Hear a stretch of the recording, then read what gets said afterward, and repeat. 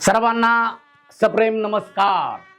मी रवींद्र पवार, दीपस्तंभ कला अकॅडमी पुणेमध्ये आपलं मनपूर्वक हार्दिक स्वागत करतो। मित्रांनो, बंधूंनो, भगिनींनो, कुठल्याही कार्यक्रमामध्ये प्रभावी सूत्रसंचालन करण्यासाठी एका चांगल्या सूत्रसंचालकाची गरज असते। त्याचप्रमाणे एका उत्तम निवेदकाची देखील गरज असते आणि चांगला सूत्रसंचालक तथा उत्तम निवेदक तोच असतो जो कार्यक्रमाच्या सुरुवातीपासून शेवटपर्यंत सर्वांना खिळवून ठेवतो। तर अनेक प्रकारच्या कार्यक्रमाचं सूत्रसंचालन आपल्याला करावं लागतं आणि प्रत्येक कार्यक्रमामध्ये स्वागत हे अत्यंत महत्त्वाचं असतं। मग स्वागत समारंभामध्ये सुरुवातीला स्टेजवर फक्त आपण बोलणारे निवेदक असतो, इतर कुणीही नसतं। त्यावेळेस समोर असलेल्या प्रेक्षकांसाठी वेगवेगळ्या चारोळ्यांचा उपयोग करून तथा वेगवेगळ्या पद्धतीने आपली शब्दफेक करून कशा पद्धतीने सूत्रसंचालन केलं पाहिजे याविषयी आज आपण थोडक्यात माहिती घेणार आहोत। तर प्रभावी सूत्रसंचालन करताना स्वागत कसं करावं, उदाहरणार्थ एखाद्या जागतिक महिला दिनाचा कार्यक्रम आहे आणि तुम्ही स्टेजवर आहात सूत्रसंचालक म्हणून, त्यावेळेस तुम्ही स्वागत करताना सुरुवातीलाच कशा पद्धतीने बोलायचं?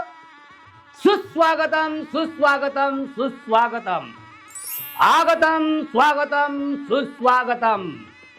एकत्र येणं ही सुरुवात आहे, एकत्र येणं ही सुरुवात आहे, सोबत राहणं ही प्रगती आहे, मदत करणं हे संस्कार आहेत आणि स्वागत करणं ही संस्कृती आहे।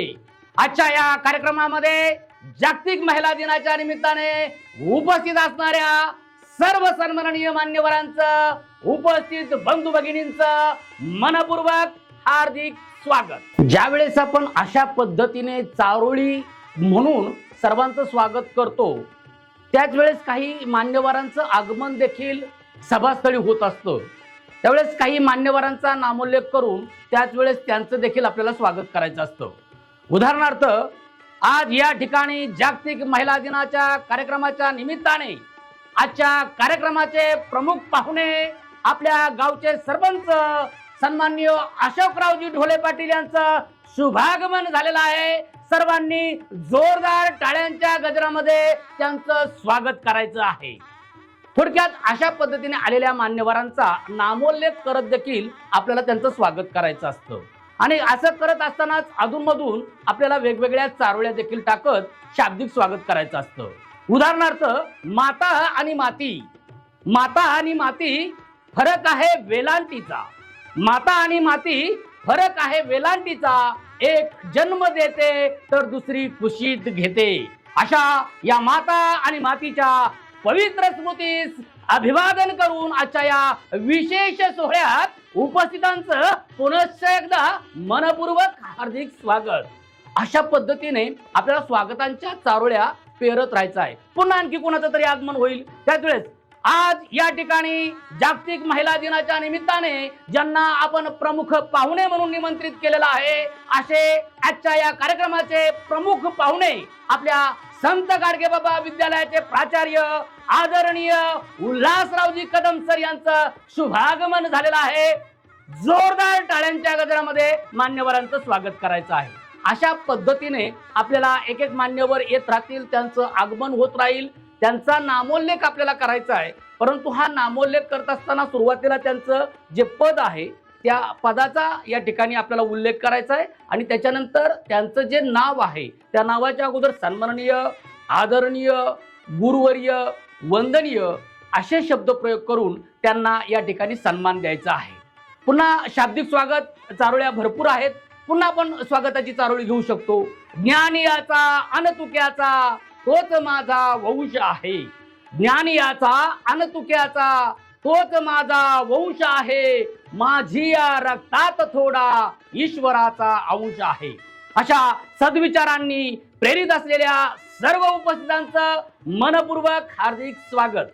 अशाच पद्धतीने आपण कार्यक्रमाचं स्वागत करत असताना मग तो जागतिक महिला दिनाचा कार्यक्रम असेल, स्वातंत्र्य दिनाचा कार्यक्रम असेल, एखादा निरोप समारंभाचा कार्यक्रम असेल, प्रजासत्ताक दिनाचा कार्यक्रम असेल किंवा पर्यावरण दिन असेल, विविध प्रकारे महापुरुषांच्या जयंती महोत्सवाचा कार्यक्रम असेल, अशा प्रत्येक कार्यक्रमामध्ये ज्यावेळेस आपण कार्यक्रमाची सुरुवात करणार आहोत त्यावेळेस सुरुवातीला निवेदकाला शाब्दिक स्वागताने प्रत्येकाचं शब्द सुमनांनी सहर्ष स्वागत करायचं असतं आणि अशा चारोळ्यांचा उपयोग करायचा असतो.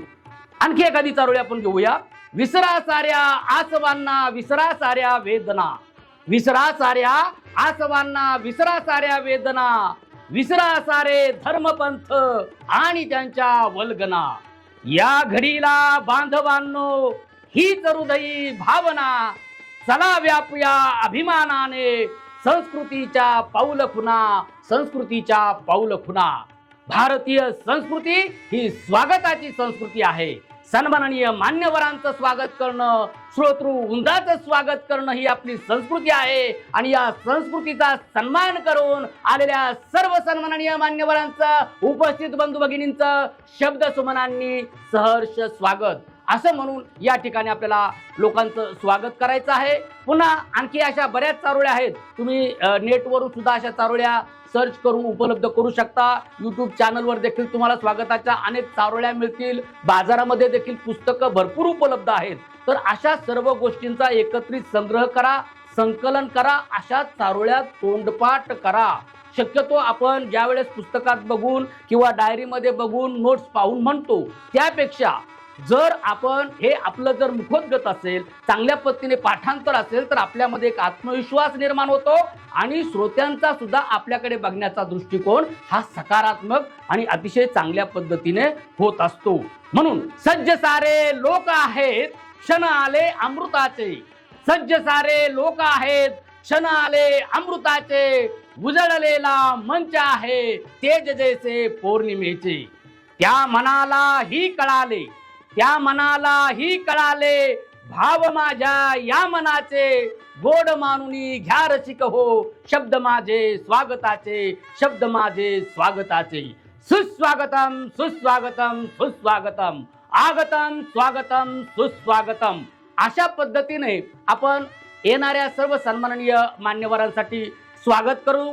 त्यांचे चांगलं शब्द सुमनांनी स्वागत केल्यामुळे कार्यक्रमामध्ये एक वेगळ्या प्रकारची रंजकता येते आणि निवेदकाला उत्तम चारोळ्या बोलल्यामुळे एक चांगल्या प्रकारचा आत्मविश्वास निर्माण होतो.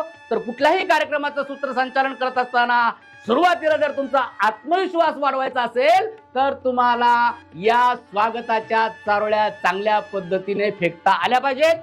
तोंडपाठ करा, चांगल्या पद्धतीने चारोळ्या सादर करा आणि उत्कृष्ट पद्धतीने सूत्रसंचालन करून लोकांच्या मनावर अधिराज्य गाजवा. प्रभावी बोला, जग जिंका. दीपस्तंभ कला अकॅडमी मध्ये आपलं मनपूर्वक हार्दिक स्वागत.